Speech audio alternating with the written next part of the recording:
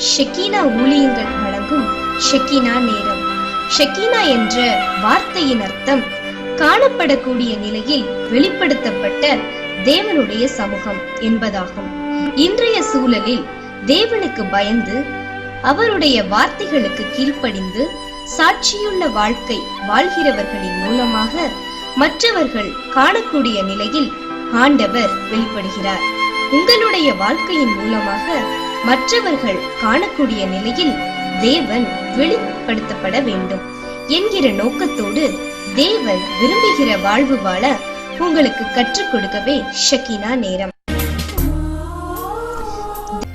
தேவ செய்தியை வழங்குபவர் ரெவரண்ட் பி. ஜோஷுவா, இயக்குனர், ஷெக்கீனா ஊழியங்கள். அன்பான ஷெக்கீனா நேரம் தொலைக்காட்சி நேயர்களே, ஆண்டவராகிய இயேசு கிறிஸ்துவின் இனிய நாமத்திலே உங்களை வாழ்த்துகிறேன். திரும்பவும் ஒரு விசை இந்த வருகையின் நாட்களை, இயேசு கிறிஸ்து பாலகனாக இந்த உலகத்திலே பிறந்த இந்த கிறிஸ்துமஸ் வருகையின் இறை வருகையின் நாட்களுக்குள்ளாக நாம் கடந்து வர கிருபை செய்த தேவாதி தேவனை நன்றியோடு கூட ஸ்தோத்திரிக்கிறேன். இந்த நாட்களிலே நாம் அமர்ந்து அவருடைய வருகையை, முதல் வருகையும் இரண்டாம் வருகையும் இணைத்து படிப்பதற்கு ஆண்டவர் நமக்கு கொடுத்திருக்கிற இந்த ஸ்லாக்கியத்திற்காக நான் ஆண்டவருக்கு நன்றி உள்ளவனாக இருக்கிறேன். அருமையான தெய்வ மக்களே, பண்டிகைக்கு ஆயத்தமாகிக் கொண்டிருக்கிறோம்.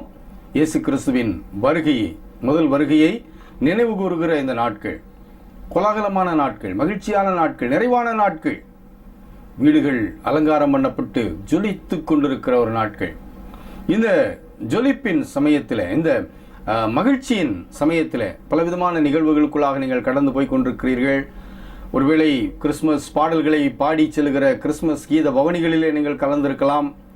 இப்படியாக உங்களுடைய கிறிஸ்துமஸ் மகிழ்ச்சியை நீங்கள் பல விதங்களிலே, ஒருவேளை ஏழைகளுக்கு ஆடைகள் எடுத்து கொடுத்து பக்கத்தில் இருக்கிற கஷ்டப்பட்டவங்களுக்கு நீங்கள் உதவி செய்கிற ஒரு நிலையிலும் கூட இந்த கிறிஸ்துமஸ் பண்டிகைக்கு நீங்கள் ஆயத்தமாக இருக்கலாம். எல்லாம் ஒரு புறம் இருக்கட்டும். இதெல்லாம் இந்த உலகத்திற்குள்ளே நாம் கிறிஸ்தவர்களாக அமைக்கப்பட்டிருக்கிற அந்த காரணத்திற்காக நாம் கொண்டாடுகிற, அனுசரிக்கிற ஆயத்தங்கள். ஆனால் அதே வேளையில்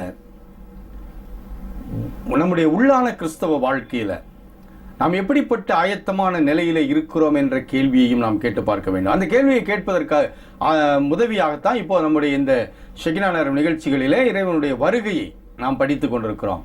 வெறுமன முதல் வருகையை மட்டும் படிக்காமல், இந்த முதல் வருகை தருகிற போதனையும் மகிழ்ச்சியும், அதே நேரத்தில் இந்த போதனை எனக்கு இரண்டாம் வருகைக்கு எப்படி உதவியாக இருக்கும் என்கின்ற உண்மையையும் இணைத்து படிக்கிறோம். அந்த வரிசையில் கடந்த வாரம் அவர் இரட்சகராய் வந்திருக்கிறார், அந்த ரட்சிப்பை பெற்றிருந்தால் இரண்டாம் வருகையை நான் சந்தோஷமாக எதிர்கொள்ள முடியும் என்று நாம் படித்தோம்.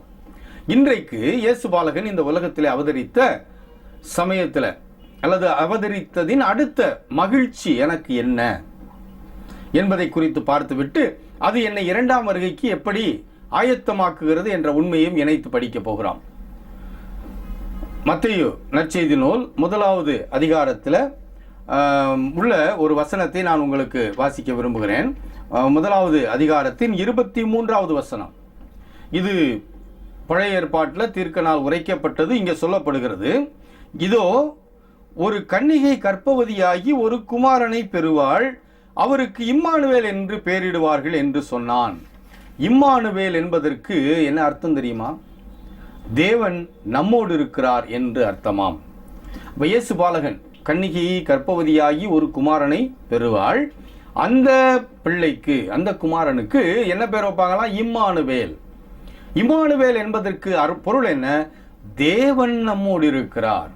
அப்ப இந்த இயேசு பாலகன் புல் தொட்டியிலே பச்சிளம் பாலகனாக படுத்து கிடக்கிற காட்சியை நாம் இந்த நாட்களிலே நினைவு கூறுகிறோம் இல்லையா? நம்முடைய வீட்டில் அலங்கரிக்கப்பட்டு வைத்திருக்கிற குடில் என்ன சொல்லுகிறது? அங்கு ஒரு குட்டி பாலகன் படுத்து கிடப்பார். ரோமன் கத்தோலிக்க திருச்சபையினர் கிறிஸ்துமஸ் ஆராதனையில் அந்த 12 மணிக்கு அந்த குடிலில் அப்போ தான் குழந்தையை வைப்பாங்க. அது வரைக்கும் அந்த குடிலில் குழந்தை இருக்காது. ஏன்? அந்த குடிலில், அந்த அந்த முன்னணியில் இயேசு பாலகன் ஒரு பச்சை பிள்ளையா வந்து பிறக்கிறாருங்க. இந்த பிள்ளை எனக்கு என்ன தந்துரும்? இந்த பிள்ளை ஒரு பெரிய கொண்டாட்டத்தின் நாயகனாய் மாறி இருக்கிறதே. ஏன்? அந்த பிள்ளைக்கு என்ன பேர் வைப்பாங்களாம்? இம்மானுவேல். இம்மானுவேல் என்பதற்கு அர்த்தம் என்ன? தேவன் நம்மோடு இருக்கிறார். அப்ப அந்த பிள்ளை எனக்கு சொல்லிக் கொடுக்கிற உண்மை என்ன? இந்த இயேசு பாலகன், இந்த பச்சிளம் பாலகன் எனக்கு சொல்லிக் கொடுக்கிற உண்மை என்ன? தேவன் நம்ம கூட இருக்கிறார். இன்னைக்கு பல நேரங்களில் என்ன நினைக்கிறோம், ஆண்டவர் எங்கேயோ இருக்கிறாரு. பல நேரங்களில் வானத்தை பார்த்து அப்படியே கைகளை உயர்த்தி, ஆண்டவரே என்னை காப்பாற்ற மாட்டீங்களான்னு கெஞ்சிரும். நெருக்கங்களும் போராட்டங்களும் நம்மளை அப்படியே உடைக்கும் போது வானத்தை பார்த்து கதறோம், எங்கோ அவர் அங்கே உட்கார்ந்துட்டு இருக்கிறாரு. இல்லை, அவர் நம்மோடு இருக்கிறார். என்ன உண்மை நமக்கு சொல்லித்தரப்படுகிறது? நீங்க தனித்து விடப்பட்டவர்களா இல்லை. இந்த பச்சிளம் பாலகனை நீங்கள் அவருடைய பிறப்பை கொண்டாட ஆயத்தமாய் கொண்டிருக்கிறீங்களே, இது நேரத்தில் உங்களுக்கு சொல்லிக் கொடுக்கப்படுகிற உண்மை என்ன தெரியுமா? நீங்கள் தனித்து விடப்பட்டவர்களாய் அல்ல, கைவிடப்பட்டவர்களாய் அல்ல, அல்லது உங்க கடவுள் எங்கேயோ உட்கார்ந்துருக்கிறார்னு அல்ல. என்ன தெரியுமா? அந்த ஆண்டவர், அந்த கடவுள், அந்த இறைவன் உங்களோடு கூட இருக்கிறார். தேவன் நம்மோடு இருக்கிறார். இந்த உண்மை இந்த பச்சிளம் பாலகனுடைய வரவிலே நமக்கு சொல்லிக் கொடுக்கப்படுகிறது. இயேசு கிறிஸ்துவின் முதல் வருகை எனக்கு கற்றுக் கொடுக்கிற உண்மை என்ன? தேவன் என்னோடு இருப்பதற்காக இறங்கி வந்திருக்கிறார். எவ்வளவு பெரிய மகிழ்ச்சி இல்லையா? கடவுளை தேடி அங்கங்க ஓடுறோம். இந்த பொங்கல் இங்க போயிட்டோமா, போனா ஆண்டவர் கிடைச்சிருவாரா, அங்க போயிட்டா கிடைச்சிருவாரா. இன்னைக்கு கிறிஸ்தவத்துக்குள்ள இன்னொரு காரியம் மறைமுகமாய் வந்து கொண்டிருக்கிறது. என்ன தெரியுமா?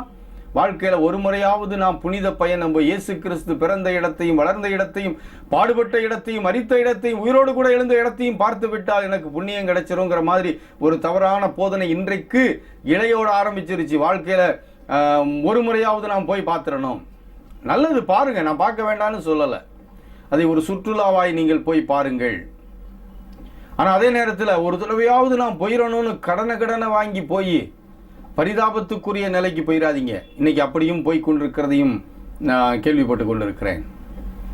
அதில் இப்போ அன்னைக்கு ஒரு ஊழியக்கார சகோதரத்தோடு உட்காந்து பேசி கொண்டிருந்த போது அவர் சொன்னது என்னன்னா, இப்போ இந்த ரிட்டையர்ட் ஆகிறவங்க, கவர்மெண்ட் ஆஃபீஸர்ஸ்ல இருந்து ரிட்டையர் ஆகிற ஆட்களை குறிவைத்து இந்த டிராவல் ஆட்கள் போய் பார்த்து, எப்படியாவது நீங்கள் உங்களுடைய அந்த ரிட்டையர்மெண்ட் பெனிஃபிட்ஸில் புனித யாத்திரை வந்துருங்க. அவங்க பிஸ்னஸை பார்க்குறாங்க. அவங்க பார்க்குறது பிஸ்னஸ், நீங்கள் போகிறது டூரு. இந்த நிலையில் போயிட்டு வந்துட்டீங்கன்னா நல்லதுங்க. அதை தாண்டி அங்கே போயிட்டு வந்துட்டா உங்களுக்கு மோட்சம் கிடைச்சிரும், விமோச்சனம் கிடைச்சிரும் நினச்சிட்டிங்கன்னா அது மிகப்பெரிய தவறு. அப்படி போயிடாதீங்க, சும்மா பார்த்துட்டு வாங்க. அப்போ எப்படியாவது ஒன்று, ஏதாவது ஒரு மீட்புக்கு எனக்கு ஏதாவது ஒன்று கிடைச்சிடணும் அப்படிங்கிறத தேட ஆரம்பித்து விட்ட மக்கள். இறைவனை அங்கே போய் இங்கே போய் தேடினாத்தான் கிடைப்பவர் அல்ல நம்முடைய இயேசு கிறிஸ்து. அவர் பிறந்தது என்ன சொல்லிக் கொடுக்குது எனக்கு? தேவன் நம்மோடு இருப்பதற்காக வந்து விட்டார். அப்ப வானாதி வானங்களிலே ராஜாதி ராஜாவாய் உட்கார்ந்திருக்கிற என் ஆண்டவர் என்னோடு வாழ்வதற்காக, எனக்குள் வாழ்வதற்காக இந்த உலகத்துக்கு இறங்கி வந்துட்டார். எவ்வளவு பெரிய உண்மை, எவ்வளவு பெரிய மகிழ்ச்சி நிறைந்த சத்தியம் இல்லையா இது? அப்ப இயேசு கிறிஸ்துவின் முதல் வருகை எனக்கு என்ன ஒரு மகிழ்ச்சியை கொடுக்கிறது? வானங்கள், வானாதி வானங்களிலே விற்றிருக்கிற தேவாதி தேவன், ராஜாதி ராஜா என்னோடு வாழ்வதற்காய் ஒரு எளிய மாட்டு தொழுவத்திலே ஒரு தீவனம் வைக்கிற, மாடுகளுக்கு தீவனம் வைக்கிற ஒரு தீவன தொட்டியில, ஒரு முன்னணையில குழந்தையாய் பிறந்திருக்கிறார். அருமையான தெய்வ மக்களே, இது எவ்வளவு பெரிய மகிழ்ச்சி! இந்த கிறிஸ்துமஸ் எனக்கு சொல்லிக் கொடுக்கிற உண்மை என்ன? இந்த இறை வருகை எனக்கு சொல்லிக் கொடுக்கிற, முதலாவது வருகை குறித்து தியானிக்கிற இந்த நாட்களிலே எனக்கு சொல்லிக் கொடுக்கப்படுகிற உண்மை என்ன? ஏன் கூட தெய்வம் தங்குவதற்காய் வந்து விட்டார். எனக்கு மீட்பு கொடுக்கிறவர் இப்ப என்னோடு தங்குவதற்காய், எனக்குள் தங்குவதற்காய். அப்ப நான் யாரை உடையவன்? அந்த தேவாதி தேவனை உடையவன். வானங்களுக்குள்ளாத அந்த பயங்கரமான ஆண்டவரை நான் உடையவன். அவர் என்னோடு கூட வந்து தங்குவதற்காக, என் தேவன் நம்மோடு இருக்கிறார். அப்ப என் கூட இருக்கிறதற்காக அந்த தேவாதி தேவன் வந்துட்டாரு. எப்படியெல்லாம் இருக்கிறாரு? என் கூட வந்து தங்கி இருக்கிற அந்த தெய்வம் எப்படியெல்லாம் இருக்கிறார் தெரியுமா? ரெண்டு காரியங்களை மட்டும் சொல்கிறேன். ஒன்று, சங்கீதக்காரன் ஒரு வார்த்தையை சொல்லுகிறார். 23வது சங்கீதம், கிறிஸ்தவர்களுக்கு ரொம்ப நாளா தெரிஞ்ச சங்கீதம். அதில் 4வது வசனத்துல, நான் மரண இருளின் பள்ளத்தாக்கிலே நடந்தாலும் பொல்லாப்புக்கு பயப்படேன், தேவரீர் என்னோடு கூட இருக்கிறீர். அப்ப எப்படிப்பட்ட நிலையில அந்த தேவாதி தேவன் என்னோடு கூட இருக்கிறாராம்? நான் வாழ்க்கையில பயங்கரமான சூழ்நிலைகளுக்கு ஊடாக நடந்து போகும்போது நான் தனித்து விடப்பட்டவனாக அல்லது தனித்து விடப்பட்டவளாக போகவில்லை. என் தேவன் என்னோடு கூட இருக்கிறார். சங்கீதக்காரன் அழகாய் சொல்கிறார், நான் மரண இருளின் பள்ளத்தாக்கிலே நடந்தாலும் பொல்லாப்புக்கு பயப்பட மாட்டேன். அப்ப அந்த ஆண்டவர் என்னை என் கூட இருக்கிறாரே, அந்த இம்மானுவேல் எனக்கு என்ன செய்கிறார்? என்னை பொல்லாப்புக்கு பயப்பட விடாமல் வழி நடத்துகிறார். இயேசு கிறிஸ்துவின் முதல் வருகை எனக்கு சொல்லிக் கொடுக்கிற உண்மை என்ன? தேவன் என்னோடு இருப்பதற்காக அவதரித்து விட்டார். அந்த தெய்வம் என்ன செய்கிறார்? நாம் பொல்லாப்புக்கு பயப்படாமல் வழி நடப்பதற்கு என்னோடு கூட இருக்கிறார். இன்னைக்கு வாழ்க்கையில எதை நினைச்சாலும் பயம் இல்லையா? எதை பார்த்தாலும் பயம். எப்படி வாழ்வேன், எப்படி மனிதர்களை சந்திப்பேன்? இன்னைக்கு நமக்கு காட்டு விலங்குகளை விட நம்ம கூடவே இருக்கிற மனிதர்களை கண்டால் தான் பயம் அதிகம். ஏன்னா நமக்கு முன்னால ஒன்று பேசுறாங்க, பின்னால் ஒன்று பேசுறாங்க. கடந்த நிகழ்ச்சிகளிலே நாம் தெளிவாய் அதை படித்தோம் இல்லையா? துன்மார்க்கர்கள் எல்லாம் யாரு, எப்படி இருக்கிறாங்கன்னு. அப்படிப்பட்ட மனிதர்கள் நமக்கு முன்னால் இருக்கிறாங்களே, இவங்களை தாண்டி எப்படி நான் வாழ்வேன்? நான் கண் விழிச்சா இவங்களை தான் பார்க்கணும், என்னுடைய வீட்டில் ஒரு விசேஷம்னா இவங்களை தான் பார்க்கணும். இப்படிப்பட்ட மனிதர்களுக்கு மத்தியில் நான் எப்படி வாழ்வேன்? இது ஒரு பயம். இன்னொன்று, நம்மை சுற்றி இருக்கிற சூழ்நிலை, பொருளாதார ரீதியான மற்றும் நாட்டில் நடக்கிற பல காரியங்கள், இவைகளையெல்லாம் பார்க்கும்போது யோசிக்கும் போது பயம். என்னை சுற்றிலும் பொல்லாப்பு இருக்கிறது, இந்த பொல்லாப்புக்குள்ள எப்படி நடப்பேன்? இந்த பொல்லாப்பு நிறைந்த மனிதர்களை எப்படி சந்திப்பேன்? பயப்பட வேண்டாங்க. ஏன்? வெறும் கொண்டாட்டத்தின் நாயகனாய் மட்டும் இந்த இயேசு கிறிஸ்து அவதரிக்கல. வருஷத்துக்கு ஒரு முறை டிசம்பர் மாதத்திலே நாம் நினைவு கூறுகிற இந்த கிறிஸ்து பிறப்பின் பண்டிகையின் சமயத்திலே மட்டும் அவரை நினைத்து விட்டு கொண்டாடி விட்டு போவதற்காக அவர் இந்த உலகத்தில் அவதரிக்கலைங்க. நம்ம கூட நிரந்தரமா இருக்கிறதுக்கு. அப்ப நிரந்தரமா இருக்கிற அவர் என்ன செய்கிறார்? இப்படிப்பட்ட பொல்லாப்பு நிறைந்த மனிதர்களுக்கு ஊடாக நான் நடப்பதற்கும் பொல்லாப்பு நிறைந்த சூழ்நிலைகளை சந்திப்பதற்கும் என் கூட இருக்கிறார். இதுக்கு மேல என்ன வேணும் வாழ்க்கையில? சொல்லுங்க. இதுக்கு மேல என்னங்க வேணும்? அப்ப இயேசு கிறிஸ்து வெறும் கொண்டாட்டத்தின் நாயகராய் மட்டுமல்ல, என்னை நடத்தி செல்வதற்காக என் கூட வருகிறவராய் இருக்கிறார். இதுக்காக அவர் அவதரித்திருக்கிறார். சரி, இது நான் வாழ்றதுக்கு எனக்கு தைரியத்தை கொடுக்குது, நான் வாழ்வதற்கு எனக்கு ஒரு புது பலனை கொடுக்கிறது. இயேசு என்னோடு கூட இருக்கிறார், ஆண்டவரின் கூட இருக்கிறார்னு சொன்னா நான் எதுக்குமே பயப்பட வேண்டாம் இல்லையா? பெற்றோர் கூட இருந்தாலே நாம் எதுக்கும் பயப்பட மாட்டோம். ஆனா இப்போ சர்வலோகத்தையும் படைத்து பரிபாலிக்கிற ஆண்டவர் என்னோடு கூட இருக்கிறார். ஆகையினால நான் எதுக்கும் பயப்பட வேண்டாம். ஒரு தைரியம், ஒரு உத்வேகம் வந்துருச்சு. இது மட்டும் இல்லை நம்முடைய பார்வை. இவர் எப்படி என்னை இரண்டாம் வருகைக்கு தயார்படுத்துகிறார், அதையும் சேர்த்து தானே பார்க்கணும். முதல் வருகை என்னோடு கூட இருக்கிறார், பொல்லாப்பு நிறைந்த சூழ்நிலைகளிலே என்னை கூட இருந்து வழி நடத்துகிறார். ரொம்ப சந்தோஷம். ஆனா இந்த தெய்வம் எப்படி என்னை இரண்டாம் வருகைக்கு வழி நடத்துகிறார், இந்த உடன் இருக்கிறார் என்பது எப்படி, இந்த இரண்டாம் வருகையிலே என்னை பங்குள்ளவனாய் மாற்றுவதற்கு இது எப்படி சாத்தியமாகும்? எபேசியருக்கு பவுலடியார் எழுதின கடிதத்துல 4வது அதிகாரத்துல 30வது வசனத்துல சொல்றாரு, அன்றியும் மீட்கப்படும் நாளுக்கென்று முத்திரையாக பெற்ற தேவனுடைய பரிசுத்த ஆவி. அப்ப இந்த ஆண்டவர், அதாவது பிதா, குமாரன், பரிசுத்த ஆவி ஆகிய திரியேக தெய்வம் நம்முடைய ஆண்டவர், அந்த மூவர் ஒன்றாக ஆனால் மூவரும் தனித்தனி ஆழ்தத்துவம் உடையவர்களாக இருக்கிற, அது ஒரு பெரிய தேவ ரகசியம். அந்த ஆண்டவர் குமாரனாய் அவதரித்தார். அதுக்கு பிறகு என்ன ஆனாரு? சிலுவையிலே உயிர் துறந்தார், கல்லறையிலே வைத்தார்கள், 3ஆம் நாள் உயிரோடு கூட எழுந்தார். எழுந்தவர் 40 நாள் கழித்து விண்ணுக்கு சென்று விட்டார். சென்றவர் 50வது நாளிலே பரிசுத்த ஆவியானவராய் இறங்கி வந்தார். இறங்கி வந்து இன்றைக்கு அவர் என்ன செய்து கொண்டிருக்கிறார்? மக்களுக்கு உள் வாசம் செய்து கொண்டிருக்கிறார். எப்படி? அந்த எபேசியர் 4வது அதிகாரம் 30வது வசனத்துல பார்க்கிற வண்ணமாக, மீட்கப்படும் நாளுக்கென்று முத்திரையாக பெற்ற தேவனுடைய பரிசுத்த ஆவி. இந்த தேவனுடைய பரிசுத்த ஆவி என்பது எது? தேவன். அப்ப அதுல நம்ம பார்க்கிற உண்மை என்ன? மீட்கப்படும் நாள் எது? அது கடந்த நிகழ்ச்சியில விரிவாய் சொன்னேன். என் பாவங்களை இயேசு கிறிஸ்துவினிடம் அறிக்கை செய்து அவர் கழுவ வேண்டும் என்று சொல்லி அவரை ஏற்றுக்கொண்டு அவருடைய இரத்தத்தினாலே பாவங்கள் கழுவப்பட்ட நிச்சயமுடையவனாய் நான் என்றைக்கு மாறுகிறேனோ அன்றைக்கு நீதிமானாய் மாற்றப்படுகிறேன். அதுதான் மீட்கப்படும் நாள். இயேசு கிறிஸ்துவின் இரத்தத்தினாலே நாம் மீட்கப்படுகிறோம். அந்த மீட்கப்பட்ட நாளிலே என்ன நடக்குது? அதுவரைக்கும் துன்மார்க்க நிலையிலே வாழ்ந்த எனக்குள்ளே தேவன் வந்து வாசம் பண்ணுகிறார். எப்படி வாசம் பண்றாரு? பரிசுத்த ஆவியானவராய். மீட்கப்படும் நாளுக்கென்று முத்திரையாக பெற்ற தேவனுடைய பரிசுத்த ஆவி. அப்ப எனக்குள்ள நான் மீட்கப்பட்ட நாளில முத்திரையாய் எனக்குள்ள பரிசுத்த ஆவியானவர் வந்து உட்கார்ந்துறார். யார் அவர்? தேவன். பரிசுத்த ஆவினா ஏதோ ஒரு ஆவி, இந்த வெளியில இன்னைக்கு போற அந்த ஆவிகள்னு பயமுறுத்திட்டு இருக்காங்களே, அந்த ஆவி இல்ல. தேவனுடைய பரிசுத்த ஆவி, ஆவியானவர். யாரவர்? ஆண்டவர். இன்றைக்கு எங்கும் நிறைந்தவராய், நீக்கமர நிறைந்தவராய் இன்றைக்கு இருக்கிற பரிசுத்த ஆவியானவர் எங்க வர்றாரு தெரியுமா? எனக்குள். இம்மானுவேல் என்பதற்கு என்ன பேரு? தேவன் நம்மோடு இருக்கிறார். இப்ப எங்க இருக்கிறாரு? எனக்குள்ள இருக்கிறாருங்க, வெளியே இல்ல, ஆலயத்துல இல்ல. அந்த கோயிலுக்கு போனா தான், அல்லது அந்த புண்ணிய தலத்துக்கு போனா தான், அல்லது அவர் பிறந்த இடத்துக்கு போனா தான், அல்லது அவர் மரித்த இடத்துக்கு போனா தான், அவர் உயிரோடு கூட எழுந்த இடத்துக்கு போனா தான் இல்லை. அல்லது ஆங்காங்க இருக்கிற புண்ணிய தலங்களுக்கு ஒரு ரவுண்டு போயிட்டு வந்தா தான் இல்லை. அவர் எங்க இருக்கிறாரு? புரிஞ்சிச்சா நான் பேசுறது? நமக்குள்ளே வந்து விட்டார். தேவன் நம்மோடு இருக்கிறார். முதல் வருகையிலே அவருக்கு கொடுக்கப்பட்ட பெயர் என்ன? இம்மானுவேல். தேவன் நம்மோடு இருக்கிறார். இப்ப எங்க வந்துட்டாரு? தேவனுடைய பரிசுத்த ஆவியானவர் எங்க இருக்கிறாரு? யார் அவருடைய மீட்பை சொந்தமாக்கி கொண்டார்களோ, அவருடைய ரத்தம் கழுவுவதற்கு இடம் கொடுத்தார்களோ, அவர்களுக்கு உள்ள வந்து உட்கார்ந்துட்டாருங்க. உங்களுக்குள்ள நீங்க மீட்கப்பட்டவர்கள் என்றால் உங்களுக்குள்ள யார் இருக்கா தெரியுமா?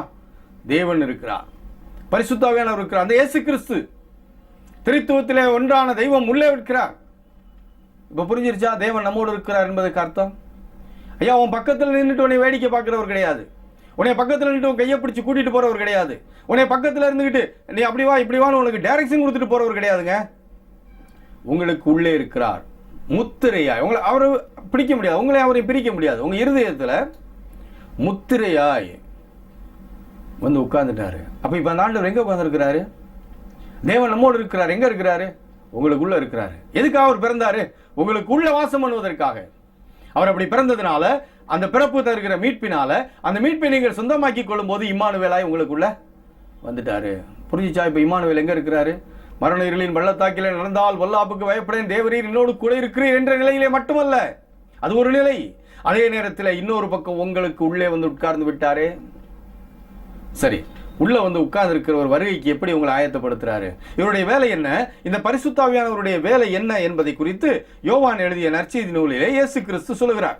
அதாவது இயேசு கிறிஸ்து இந்த உலகத்துல அவர் பாடுபடுறதுக்கு முன்னால, இந்த உலகத்தை விட்டு எடுத்துக் கொள்ளப்படுவதற்கு முன்னால அந்த கடைசி ஒரு உரை நிகழ்த்துகிறார். யோவான் 14வது அதிகாரத்திலிருந்து அந்த கடைசி உரை இருக்கிறது. அந்த உரையில சொல்றாரு, நான் போவேன், நான் போன பிறகு என்றென்றுமாக உங்களோடு கூட தங்கி இருப்பதற்கு சத்திய ஆவியாகி இன்னொரு தேற்றரவாளன் வருவார். இந்த பரிசுத்த ஆவியானவரை பற்றி சொல்றார். அப்படி சொல்லும்போது அவர் என்ன சொல்றாரு தெரியுமா? யோவான் 16வது அதிகாரம் 8வது வசனத்துல, அது மேல இருந்து நிறைய காரியங்கள் அந்த பரிசுத்த ஆவியானவரை பற்றி சொல்லப்பட்டு கொண்டிருக்கிறது. அவையிலெல்லாம் பார்ப்பதற்கு நமக்கு நேரம் இல்லை. அந்த வசனத்தை மட்டும் சொல்றேன். அவர் வந்து, யார் வந்து? அந்த பரிசுத்த ஆவியானவர் வந்து, இப்ப அவர் எங்க இருக்கிறார் தெரியுமா? மீட்கப்பட்டவருடைய இருதயத்துக்குள்ள இருக்கிறார், வந்துட்டார். இந்த வசனத்தை சொல்லும் போது அவர் வரல. அதற்கு பிறகு அப்போஸ்தலர் நடவடிக்கைகள் 2வது அதிகாரத்துல அந்த சூழ்நிலையின் போது அவர் வந்துவிட்டார். ஆனா இது யோவான் ஆண்டவர் சிலுவை மரணத்துக்கு போவதற்கு முன்னால சொல்லப்பட்ட காரியங்கள். அப்ப அவர் சொல்றாரு, அவர் வந்து, யார்? அவரே பரிசுத்த ஆவியானவர் வந்து. இன்னைக்கு அந்த பரிசுத்த ஆவியானவர் எங்க இருக்கிறாருன்னு பார்த்தோம்? தேவன் நம்மோடு இருக்கிறார், நமக்குள்ளே இருக்கிறார். ஓகே, அப்ப இந்த யோவான் 16வது அதிகாரம் 8வது வசனத்தில் அவர் வந்து என்ன செய்வாராம்? பாவத்தை குறித்தும் நீதியை குறித்தும் நியாய தீர்ப்பை குறித்தும் உலகத்தை கண்டித்து உணர்த்துவார். பரிசுத்த ஆவியானவருடைய செயல் என்ன? பாவத்தை குறித்து, நீதியை குறித்து, நியாய தீர்ப்பை குறித்து கண்டித்து உணர்த்துகிற செயல். அப்ப உள்ளுக்குள்ள வந்து வாசம் பண்ணுகிற பரிசுத்த ஆவியானவர் இப்ப என்ன செய்வாரு? தேவன் நம்மோடு இருக்கிறார், உங்களுக்குள்ள வந்து வாசம் பண்ணுவதற்கு அமர்ந்திருக்கிறாரே, அந்த பரிசுத்த ஆவியானவர் வந்து தேவன் என்ன செய்வாரு? பாவத்தை குறித்து, நீதியை குறித்து, நியாய தீர்ப்பு குறித்து உங்களுக்கு கண்டித்து உணர்த்துவார். அப்ப பாவத்தை குறித்த கண்டிப்பும், நீதியை குறித்த கண்டிப்பும், நியாய தீர்ப்பை குறித்த எச்சரிப்பும் உங்களுக்கு கொடுக்கப்பட்டு கொண்டே இருக்கும்போது நீங்க எப்படி இருப்பீங்க? அவருடைய வருகைக்கு பங்குள்ளவர்களாய் மாறி இருப்பீங்களா? பாவம் செய்யும் போது இது தவறு என்று உங்களோடு கூட பேசுகிற பரிசுத்த ஆவியானவர் உங்களுக்குள்ள இருக்கிறார். அதுக்குதான் இயேசு கிறிஸ்து பாலகனாய் பிறந்தார். நீதி இல்லாத காரியங்களை நீங்கள் செய்யும் போது நீதியை குறித்து கண்டித்து உணர்த்துகிற பரிசுத்த ஆவியானவராய் உங்களுக்குள்ளே வாசம் பண்ணுகிறாரே இந்த பச்சிளம் பாலகன். தேவன் நம்மோடு இருக்கிறார். உள்ளுக்குள்ள உட்கார்ந்துட்டு என்ன செய்வாரு? நீ பாவம் செய்யாதே, நீ இந்த வழியில போறது தவறு, நீ இப்படி செய்யாதன்னு உங்களுக்கு கண்டித்து உணர்த்துவாரே. நியாய தீர்ப்பு ஒன்று இருக்கிறது என்பதை உங்களுக்கு உணர்த்தி கொண்டே இருப்பாரே. இதையெல்லாம் நீங்க செய்யும் போது, இதெல்லாம் உங்க மனசுக்குள்ள உள்வாங்கி நீங்க சரிப்படுத்தி கொண்டே போகும்போது என்ன நடக்கும்? வருகைக்கு பங்குள்ளவர்களாய் மாறிவிடுவீர்களே. அப்ப இந்த பச்சிளம் பாலகன் என்ன செய்கிறார்? தேவன் நம்மோடு இருக்கிறார், சும்மா அவங்களை தட்டி கொடுத்து வழிநடத்தி கொண்டு போகிறவராய் மட்டுமல்ல, பாவத்தை குறித்து, நீதியை குறித்து, நியாய தீர்ப்பை குறித்து உங்களுக்கு கண்டித்து உணர்த்தி, உங்களுக்கு உள்வாசம் பண்ணுகிற, உங்களோடு கூட இருக்கிற தேவனாய் இருக்கிற இவர் உங்களை இரண்டாம் வருகைக்கும் பங்குள்ளவர்களாய் மாற்றிக் கொண்டிருப்பாரே. அப்ப இந்த பச்சிளம் பாலகன் முதல் வருகை நமக்கு கற்றுக் கொடுக்கிற காரியம் என்ன? தேவன் நம்மோடு இருக்கிறார். வெறும் கொண்டாட்டம் மட்டுமல்ல, என்னை சரிப்படுத்துகிறவராக, என் உள் வாசம் பண்ணுகிற பரிசுத்தாவியானவராய் என்னை சரிப்படுத்தி இரண்டாம் வருகைக்கு பங்குள்ளவனாய் மாற்றிக் கொண்டிருக்கிறார். ஜெபிக்கலாமா? எங்கள் ஆண்டவரே, இந்த நாளுக்காக நாங்கள் நன்றி செலுத்துகிறோம். இம்மானுவேல் எங்களை பொல்லாப்பின் பாதைகளிலே வழிநடத்துகிறவர் மட்டுமல்ல, உள்வாசம் பண்ணி எங்களை உணர்த்தி எங்களை இரண்டாம் வருகைக்கு பங்குள்ளவர்களாய் மாற்றுகிறவர் என்பதை நாங்கள் கற்றுக்கொண்டோமே. நன்றி ஆண்டவரே. எங்களை சரியான நிலைகளிலே நீர் வழிநடத்தி செல்லும். இயேசு கிறிஸ்து வழியாக வேண்டுகிறோம் நல்ல பிதாவே, ஆமென். அன்பான ஷெக்கினா நேரம் தொலைக்காட்சி நேயர்களே, இந்த நிகழ்ச்சி வழியாக ஆண்டவர் உங்களோடு பேசியிருப்பார் என்று நம்புகிறேன். நிகழ்ச்சி பற்றி உங்கள் கருத்துக்களை வரவேற்கிறேன். ஆண்டவர் சித்தமானால் திரும்பவும் இன்னொரு நிகழ்ச்சியிலே நாம் ஒரு சந்திப்போம். அதுவரைக்கும் கர்த்தரின் கிருபை உங்களோடு கூட இருப்பதாக. ஆமென். தொடர்பு கொள்ள வேண்டிய முகவரி Reverend P Joshua, R2 TNEB quarters, 110/11 KV substation, Mattuthavani, Madurai. Pincode 625007. Email pjoshua@ymail.com. Website www.shekinaoutreach.org.